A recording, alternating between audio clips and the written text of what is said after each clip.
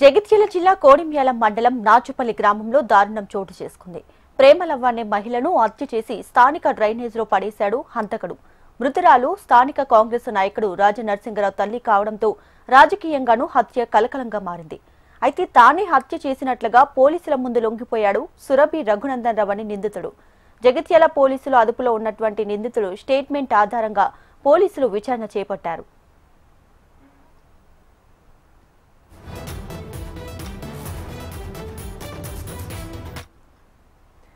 రైటికాడ్ నాచుపల్లిలో మహిళా దారుణ హత్యకు సంబంధించి పూర్తి సమాచారాన్ని తాజా అప్డేట్స్ రీజనల్ కోఆర్డినేటర్ గోపాలకృష్ణ అందిస్తారు. గోపాలకృష్ణ.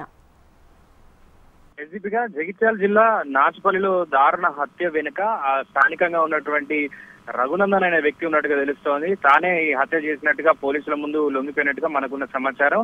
తాను చెప్పినటువంటి స్టేట్మెంట్ ఆధారంగా పోలీసులు విచారణ చేపట్టారు. అయితే ఇంటి పక్కనే ఉన్నటువంటి ఈ వ్యక్తి నిత్యం వీరితో ఉన్నటువంటి ఆ మహిళతో ఉన్నటువంటి గొడవ కారణంగానే ఈ హత్య దాకా దారితీస్తుందని తెలుస్తోంది.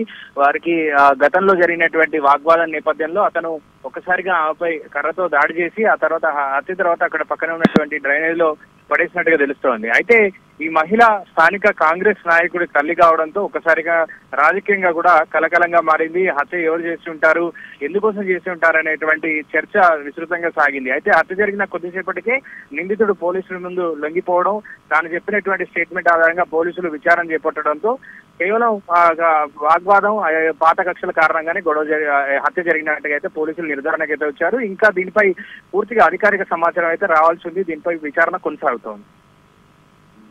Gopalakrishna, thanks for the latest updates.